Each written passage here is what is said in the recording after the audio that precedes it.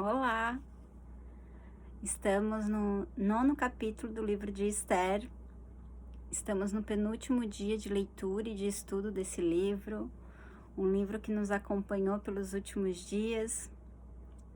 Fizemos algumas pausas, mas estamos aqui para entender os propósitos de Deus e aumentar a nossa fé, crer mais na providência e no cuidado de Deus, tanto com o povo judeu daquela época, quanto com o seu povo e com a igreja, mas também com a nossa vida, pois Ele é um Deus presente, um Deus que está conosco em todos os momentos. Esse capítulo nós vamos ler a respeito da vitória do povo judeu contra os persas. Como a gente viu no capítulo anterior, aquela lei, aquele decreto que Amã, o grande inimigo dos judeus, fez para que o povo judeu fosse exterminado, foi uma lei que não podia ser revogada, o rei não poderia cancelar aquela lei. Então, o rei fez uma nova lei, um novo edito, informando que os judeus poderiam agora se defender, caso houvesse algum ataque contra os judeus da Pérsia, de todas as 127 províncias do rei Assuero, eles teriam agora liberdade para se defender. É um pouco estranho, porque no que nós vivemos hoje é difícil imaginar que um rei permitiria matar alguém e depois, não, olha, vocês não vão poder mais ser mortos sem se defender, agora vocês podem se defender. Então, é algo meio distante da nossa realidade, mas é algo que acontecia e que aconteceu de fato. Interessante a gente perceber também que quando a gente fala de povo judeu, de povo de Deus, desde Gênesis, Deus, ele separou e preparou um povo para si, um povo da qual viria Jesus, um povo a qual ele separou, um povo a qual ele chamou de meu tesouro peculiar, para que esse povo o adorasse e o amasse de todo o coração. Então nós temos o povo judeu, que viveu desde toda a linhagem de Abraão, e até hoje nós vemos os judeus ainda vivendo em grandes conflitos lá no país de Israel. Só que nós, que não somos judeus, mas nós somos também filhos e também fizemos parte do povo de Deus. Através de Cristo, através da sua graça, agora todo aquele que decide abrir o seu coração para Jesus faz parte do povo de Deus.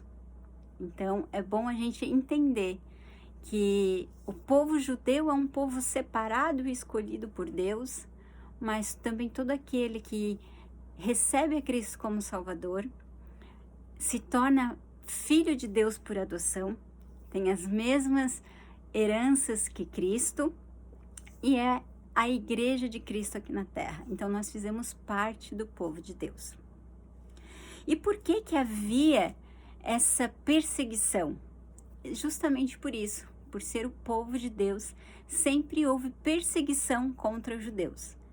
Desde Êxodo, quando Moisés tira o povo de Deus do Egito, há sempre uma perseguição, há sempre guerras, há sempre lutas contra esse povo. Só que o mais interessante, o mais importante de se entender aqui, é que Deus sempre esteve com o seu povo. O povo de Israel se desvirtuava, o povo de Israel virava as costas para Deus, Deus permitia a perseguição, Deus permitia a revolta, Deus permitia eles serem levados cativos para a Babilônia, como aconteceu aqui. Só que Deus sempre ainda preserva o seu povo, preserva aqueles que são seus, aqueles que decidem amar e crer nas suas promessas. O povo de Deus, por virar as costas para Deus, foi levado cativo para a Babilônia. Depois eles são livres para voltar para Jerusalém e alguns continuam na Pérsia. Por que vamos entender todo esse contexto? Porque apesar de Deus estar dando toda a providência e todo o cuidado com seu povo, aqui na Pérsia, tendo Ester como rainha, o instrumento de Deus para livrar o povo da destruição, nós vemos que simplesmente a lei que mandava exterminar não foi cancelada, mas sim que o povo teve que se defender. Só que o engraçado é que se a gente perceber aqui nos primeiros versículos do capítulo 9, dos versículos 1 ao 16, nós vamos ver que o povo que antes estava medroso, receoso, estava em prantos, estava totalmente desmotivado, com certeza seria destruído, agora com a nova lei, com o novo edito, se tornou um povo corajoso e um povo forte para lutar contra os seus adversários. A gente pensa, nesse novo edito, quem é que seria, qual o habitante da Pérsia que iria lutar contra os judeus, já que eles poderiam se defender? Mas teve pessoas que tentaram destruir os judeus. Talvez aliados de Amã, talvez pessoas que realmente odiavam os judeus por serem estrangeiros naquela terra, mas eles atacaram. Chegou um grande dia, o dia D, o dia fatídico, onde eles atacaram os judeus. Só que agora os judeus estavam fortes, corajosos e tinham a certeza de que poderiam lutar e vencer. Eles lutaram, mataram aqueles que os atacaram, não pegaram os seus espojos, porque eles poderiam pegar os bens daqueles que eles mataram, mas eles simplesmente se defenderam, eles não atacaram, foram apenas numa autodefesa. E interessante que a gente também pode ler nesses versículos é que se levantou um grande temor aos judeus. E o que nós podemos aplicar na nossa vida nesse cenário? Já que nós fizemos parte do povo de Deus, já que nós somos filhos de Deus por adoção através de Jesus Cristo.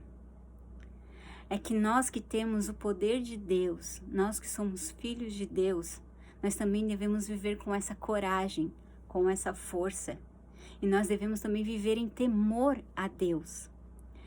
Um temor tão verdadeiro, um temor tão que flui de dentro do nosso ser, a ponto de que as pessoas ao nosso redor reconheçam a Deus através do temor que há em nossa vida. E esse temor gere temor nas pessoas que estão ao nosso redor, como aconteceu aqui, como aconteceu na nossa história. E a pergunta que fica é, nós estamos vivendo dessa maneira?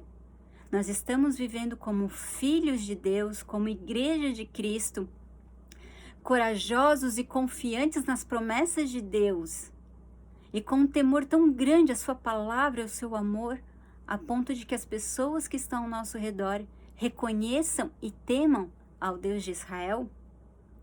Nós não devemos viver amedrontados com este mundo. A desgraça, a tristeza, a dor, a sofrimento, nós não estamos imunes a isso. Mas nós temos que viver com a certeza da restauração final. Nós temos que viver com a certeza das promessas de Cristo para a nossa vida. E é essa certeza que nos dá coragem, é essa certeza que nos dá ânimo e força, alegria para vencer o dia de amanhã. A palavra de Deus diz que a alegria do Senhor é a nossa força. Da onde que nós encontramos forças para viver num mundo tão decaído que nós vivemos? Só pode ser do Senhor. E que nós sejamos como os judeus que estavam na Pérsia nesse dia, que corajosos, temendo a Deus, lutaram e venceram contra os seus inimigos. Que nós venhamos encontrar força em Deus, que nós possamos encontrar alegria em Deus, que nós possamos temer a esse Deus tão grandioso e tão maravilhoso, que tem uma promessa linda lá no final para cada um de nós. No vídeo anterior eu falei que Deus não promete um final feliz. É que o final feliz que nós desejamos é aqui, talvez moldados pela essa cultura que faz filmes, novelas, livros, onde a mocinha e o mocinho sofrem o tempo todo, mas no final ficam felizes para sempre. Talvez a gente não vá ter esse final feliz terreno, mas nós teremos um final feliz, glorioso, quando nós vermos Jesus face a face.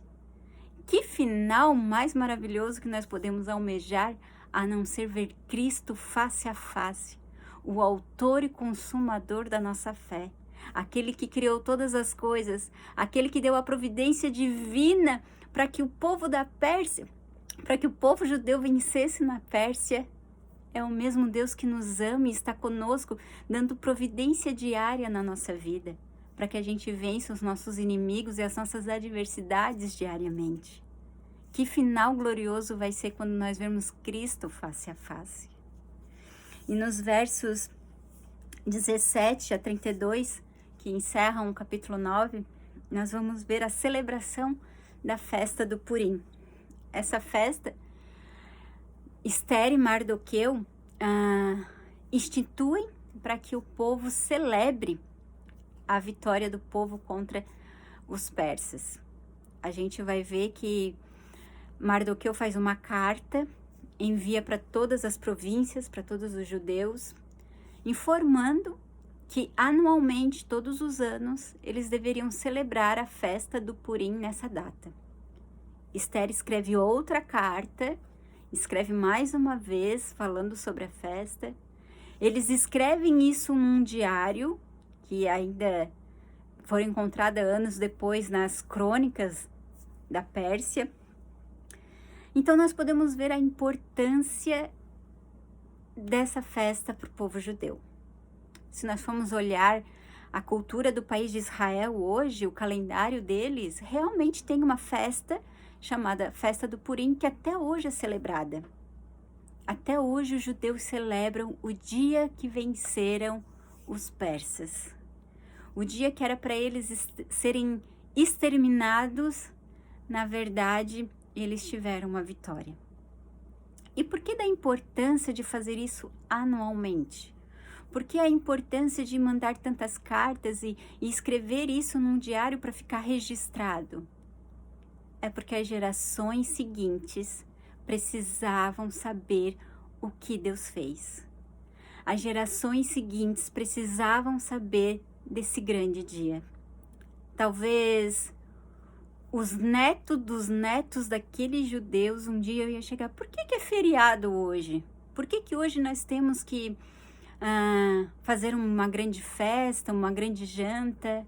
Por que hoje nós temos que trocar presentes e ajudar os pobres, como a palavra de Deus diz, que essa era a intuição, essa era a função da festa? Por quê? Aí os pais, os avós contariam. É porque teve um dia que nós fomos condenados à morte, mas de certa maneira Deus nos providenciou a libertação, a vitória, e hoje nós estamos aqui para celebrar a bênção de Deus sobre a nossa vida. E o que nós podemos aplicar na nossa vida hoje? Será que nós temos anunciado e contado tudo aquilo que Deus já fez na nossa vida? A importância do nosso legado, aquilo que nós temos deixado para as pessoas que estão ao nosso redor, ou até mesmo para gerações futuras. Eu não sei se você vai assistir esse vídeo, você vai ter filhos, você já tem filhos, você quer constituir uma família, mas você está disposto a contar para os seus filhos e os seus filhos contar para os seus netos os milagres e as bênçãos que Deus já tem feito na sua vida? Será que vai se perpetuar a palavra de Deus na sua família, nas próximas gerações? Tudo aquilo que Deus já fez e tudo aquilo que Deus tem feito na sua vida? Nós não podemos viver só lamentando. Esse povo poderia se lamentar porque teve que passar por isso. Olha, Deus, Tu és um Deus que prometeu cuidar do povo judeu e olha só o que nós passamos, olha só o que nós temos que passar, vivendo se lamentando, vivendo em lamento. Mas ao invés de lamentar, eles festejavam. E será que nós temos festejado e nos alegrado com as bênçãos que Deus já nos deu hoje? E mais do que isso, será que nós temos anunciado para as pessoas que estão ao nosso redor? E se estamos dispostos a passar para gerações após, para as próximas gerações? Que a gente nunca venha esquecer das providências que Deus já fez na nossa vida. Talvez hoje você está passando por um momento tão difícil que você só quer que Deus resolva o seu problema agora. Mas olhe para trás. Olhe alguns anos, alguns dias, alguns meses. Talvez Deus tenha demonstrado a sua providência, o seu cuidado com a sua vida todos os dias. E é momento de se alegrar por isso. Porque o mesmo Deus que cuidou do povo de Israel desde o Egito, desde Abraão, 1000 anos depois, 1500 anos depois, Ele ainda cuidou do seu povo, do seu tesouro peculiar. E nós somos seus filhos, nós fizemos parte da sua família. Nós podemos chamar Abba Pai, porque Ele é nosso Pai e Ele cuida da gente. Que esse vídeo edifique a sua vida, que esse estudo possa abrir a nossa mente, o nosso entendimento para louvar, para festejar todas as bênçãos, todas as alegrias e providências que Deus já fez em nossa vida. E mais do que isso, que nós possamos nos alegrar na maior vitória que Jesus poderia nos dar, que é a vitória contra a morte e contra o pecado. Isso Ele já venceu. Isso nós não precisamos mais nos preocupar. Que a vida eterna que Ele nos promete, nós já podemos alcançar através de Cristo. Que Deus abençoe a sua vida e que esse vídeo venha abençoar mais e mais a sua vida. Amém. Até amanhã.